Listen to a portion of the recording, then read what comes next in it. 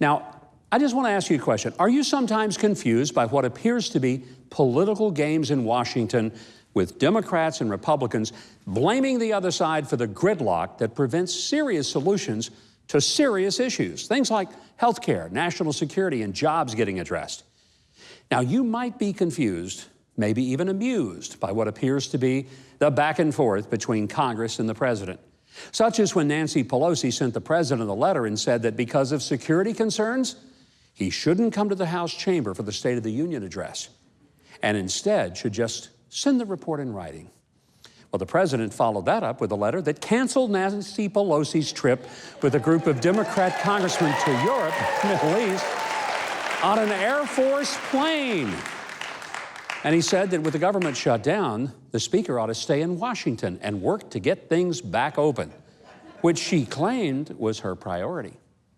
As reliable as a good burp after drinking a Dr. Pepper, the media saw Ms. Pelosi's action as bold, strategic, and great political hardball.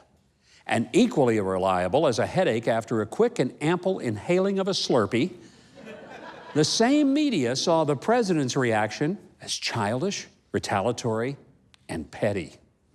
So were the actions of Pelosi and the president political weapons used to hurt the other side? Or were they political tools designed to break the logjam and make progress?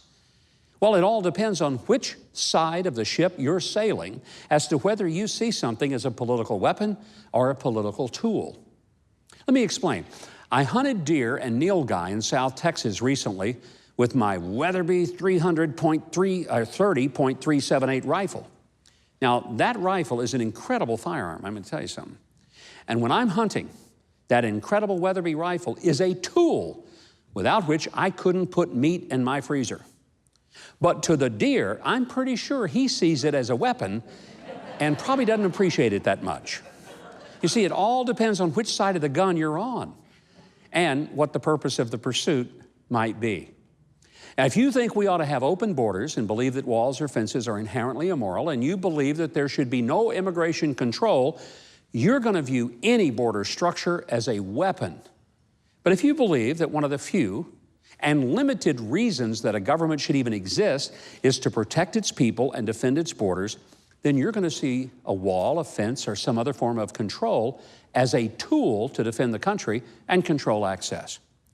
But if you do believe that any form of wall or barrier is immoral, as Nancy Pelosi has stated, then you ought to keep your doors unlocked at night and never live behind a wall or gated community, as, by the way, Nancy Pelosi herself does.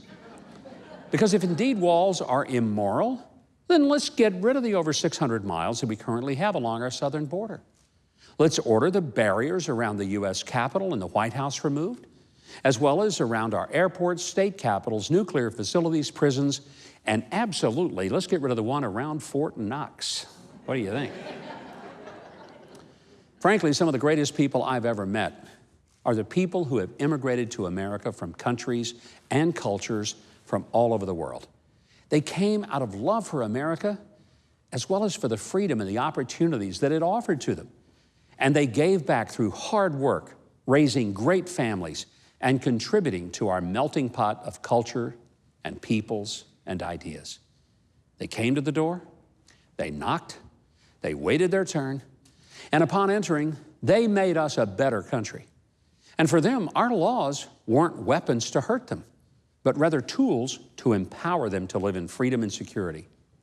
Our border debate is pretty simple. Either you think America uses its power as a tool to empower people with freedom and safety, or you somehow think it's a weapon of hate and racism and it's intended to suppress people. Look, I can explain it to you, but I can't understand it for you. For that, you're on your own.